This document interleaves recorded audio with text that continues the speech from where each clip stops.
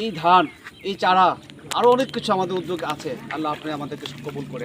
আমিন। আসসালামু আলাইকুম ওয়া রাহমাতুল্লাহি ওয়া বারাকাতুহু। দর্শক, আপনারা সকলে জানেন যে সাম্প্রতিক বন্যাতে ক্ষতিগ্রস্ত হয়েছে দক্ষিণবঙ্গের লাখো লাখো মানুষ। এর মধ্যে সবচেয়ে বেশি ক্ষতিগ্রস্ত হয়েছে কৃষক এবং কৃষি উদ্যোক্তারা। কৃষকের হাজার হাজার হেক্টর জমি পানির নিচে তলিয়ে গেছে, অনেকের স্বপ্ন ভেঙে গেছে। তাদের এই ক্রান্তিকালে কৃষক এবং কৃষি উদ্যোক্তাদের পাশে কৃষি উপকরণ দিয়ে সহায়তায় এগিয়ে আসছেন আঞ্চলিক কৃষি গবেষণা কেন্দ্র হাটাজারি চট্টগ্রাম। আমরা জানি যে চট্টগ্রাম অঞ্চলের বিভিন্ন জেলা বন্যা কবলিত। এই বন্যার ফলে দেখা যাচ্ছে যে কৃষকরা যে তার আমন ধান রোপণ করেছিল সবগুলোই প্রায় নষ্ট হয়ে গেছে এবং বন্যা পরবর্তী সময়ে কৃষকদের পুনর্বাসনের লক্ষ্যে তাদের জমিতে আবার আমন ধান রোপণের লক্ষ্যে আমরা বিভিন্ন ভ্যারাইটি আমন ধানের ভ্যারাইটি, বিশেষ করে বিনা ধান 17, বিরি ধান 75, বিরি ধান 23 এগুলো সংগ্রহ করে আমরা আঞ্চলিক কৃষি গবেষণা কেন্দ্র হাটহাজারীর যে গবেষণা মাঠ আছে সেখানে কৃষকদের জন্য আমরা চারা উৎপাদন করতেছি এবং বন্যা পরবর্তী সময়ে বন্যার পানি নেমে যাওয়ার সাথে সাথেই যেন ওনারা যেই চারাগুলো লাগাতে পারে সেজন্য আমাদের এই উদ্দেশ্য। আমরা কৃষকদেরকে সবসময় কৃষকদের পাশে আছি, বিশেষ করে বাংলাদেশ কৃষি গবেষণা ইনস্টিটিউট সবসময় কৃষকদের পাশে থাকবে।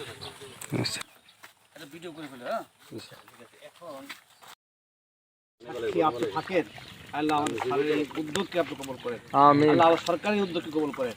আল্লাহ জনগণকে সাহায্য করার জন্য আমাদের উদ্যোগ নিয়েছি। আল্লাহ সত্যিকার অর্থে আমরা উদ্যোগ নিয়েছি আল্লাহ আপনাকে দেখানোর জন্য।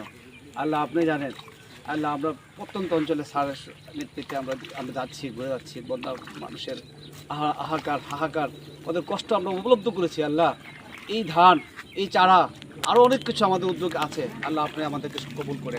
আমিন। আমাদের সফল দর্শক, আপনারা বিভিন্ন ত্রাণের মাধ্যমে বা বিভিন্ন হাদিয়ার মাধ্যমে আমাদের বন্যার্থদের পাশে এগিয়ে আসছেন, আলহামদুলিল্লাহ।